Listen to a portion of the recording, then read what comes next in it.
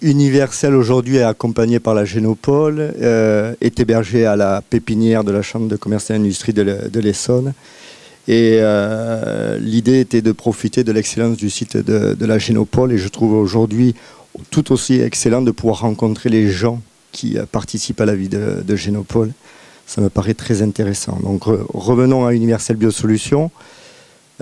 Universel Biosolutions donc, est issu à l'origine d'un laboratoire qui est sur le site de la Génopole, qui est le laboratoire de Michel Pucéa et qui est aussi situé à la pépinière Génopole et CCI.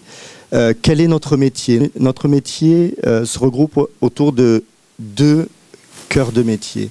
Le premier, c'est les cellules souches, et plus précisément les cellules souches induites. Ce sont des cellules qui ne passent plus par l'embryon, mais qui sont induites à partir de cellules différenciées. Alors je rentre un petit peu dans les termes techniques, excusez-moi. Mais grosso modo, c'est-à-dire on va vous prendre un cheveu, on va vous prendre un petit morceau de peau, ou plus simplement un prélèvement sanguin. On va faire, moi je prends toujours l'exemple d'un disque vierge, on va faire reset sur ce disque vierge, on va obtenir une cellule souche, et nous, notre métier derrière, c'est de le reprogrammer pour en faire une cellule cardiaque. Donc on est spécialisé aujourd'hui sur la différenciation en cellules cardiaques et sur, peut-être un terme un peu spécifique, un peu plus ésotérique, on est spécialisé sur le cardiomyocyte ventriculaire, qui est très important pour l'industrie pharmaceutique. Pourquoi ce choix des cellules souches et plus précisément de la cellule cardiaque et de la cellule cardiaque ventriculaire? Parce que voilà un petit peu dans quel contexte on est arrivé. Donc au niveau de la cellule cardiaque plus précisément, aujourd'hui il est assez facile de comprendre que avoir accès à des cellules cardiaques c'est très compliqué. Le seul moyen aujourd'hui c'était les biopsies, et donc on ne va pas ouvrir à des personnes à la chaîne pour avoir accès à ces cellules. Le deuxième point, c'est que face à ce constat, l'industrie pharmaceutique avait essayé de mettre des solutions de substitution en utilisant des lignées cellulaires animales ou en utilisant des lignées génétiquement modifiées, donc pour répondre à plusieurs questions, que ce soit au niveau du développement de nouveaux médicaments dans le champ cardiaque, mais aussi et surtout au niveau de l'évaluation préclinique de la toxicité cardiaque. Et dans ce contexte-là, aujourd'hui, le bilan est loin d'être bon, puisque une molécule sur deux qui est retirée du marché, donc c'est-à-dire après la mise sur le marché, là où l'impact pour le groupe pharmaceutique est le plus dangereux, l'est pour des raisons de toxicité cardiaque. Deuxièmement, au niveau des échecs cliniques, 90% des molécules n'atteignent pas le marché, et un tiers de ces échecs sont dus à des problèmes de toxicité et principalement de cardiotoxicité. Donc bon, là après c'était pour dimensionner un petit peu tout ça. Aujourd'hui le coût d'un médicament coûte 1 milliard et les dépenses de l'industrie pharmaceutique sont de 40 milliards. Donc nous, notre objectif, c'est de proposer quelque chose de plus prédictif, de diminuer ces échecs et de diminuer les coûts de développement avec un nouveau modèle qui sera non plus génétiquement modifié ou d'origine animale, mais d'origine humaine. Donc l'idée, c'est vraiment de relier le préclinique au clinique.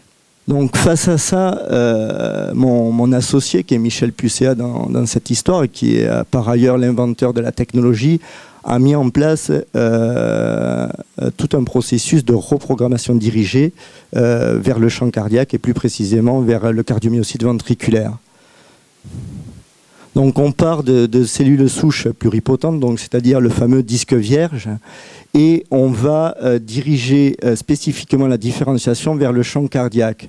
Là, on a déposé un brevet, mais à ce niveau-là, si vous voulez, au niveau mondial, on est un protocole parmi tant d'autres. Donc aujourd'hui, il y a à peu près 10 protocoles et 2-3 protocoles qui prennent un petit peu le dessus, et on a beau dire qu'on est les meilleurs, on ne nous entend pas forcément. Donc, il se posait une question à ce niveau-là, c'est est-ce qu'à l'issue de ce protocole, les cellules qu'on obtenait étaient les bonnes cellules? Ça, c'était la première question. Et deux, étaient des populations de cellules homogènes et pures. Pourquoi ces questions? Parce que derrière l'industriel qui va vouloir les utiliser, va vouloir avoir des résultats reproductibles, va vouloir avoir la même cellule du 1er janvier au 31 décembre, et donc va vouloir standardiser tout ça. C'est vraiment sur ce point-là que Universel Biosolutions s'est détaché, puisque grâce à l'invention de Michel Pucéa, on a découvert un marqueur membranaire qui nous permet de sélectionner spécifiquement les cellules qui vont devenir des cardiomyocytes. Parce qu'aujourd'hui, on part d'une cellule qui est soumise aux règles de la nature, et quoi que l'on fasse, in fine, on obtient une population mixte. Nous, aujourd'hui, on s'est retiré les cellules qui vont aller spécifiquement vers le champ cardiaque, et plus précisément vers le champ vers le type cellulaire, le cardiomyocyte ventriculaire. Donc là, on obtient une population pure de cellules. Et le deuxième avantage, qui est le corollaire du premier, c'est que cette cellule, une fois triée, va pouvoir récapituler tout le développement cellulaire jusqu'à obtenir une cellule cardiaque adulte. Donc, c'est-à-dire la même cellule que vous possédez in vivo dans votre cœur. Et là, vraiment, on se rapproche au plus près de la réalité clinique.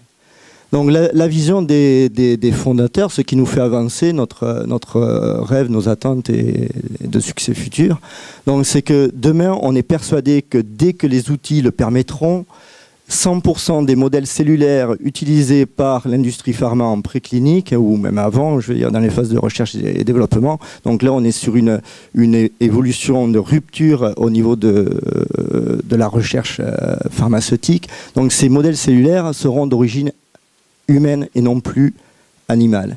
Donc ça, c'est le premier point. Le deuxième point, c'est qu'aujourd'hui, pour avoir accès à ces cellules au niveau cardiaque, la seule solution, c'est les cellules souches. Et plus précisément aujourd'hui, les cellules souches induites et embryonnaires. Face à ça, notre constat était de dire, par rapport au marché, on apporte des avantages qui sont importants pour l'industriel, c'est qu'on va être capable de lui fournir donc, des cellules au niveau de la pureté, donc qui sont quasi pures, et en termes de maturité, qui se rapprochent au mieux de ce qui se passe chez l'homme. Donc, effectivement, avec un brevet, on a démontré, on a fait la preuve de concept que ces cellules qui étaient sélectionnées étaient capables de fournir des cardiomyocytes adultes. On a franchi une première étape depuis octobre 2012, puisqu'on a été sélectionné au sein d'un consortium qui s'appelle StemBank, qui est un consortium cofinancé par l'industrie pharmaceutique et l'Europe, qui est aujourd'hui la plus grande initiative mondiale au niveau des cellules souches induites dédiées aux tests cellulaires. Donc c'est une initiative qui pèse 72 millions de dollars, et qu'aujourd'hui le laboratoire de Michel Pucéa et Universal Biosolutions représentent les cardiomyocytes. Et donc l'objectif aujourd'hui est de définir un cardiomyocyte adapté à l'industriel et de devenir le fournisseur des 14 partenaires industriels qui forment ce consortium. Voilà. Merci beaucoup.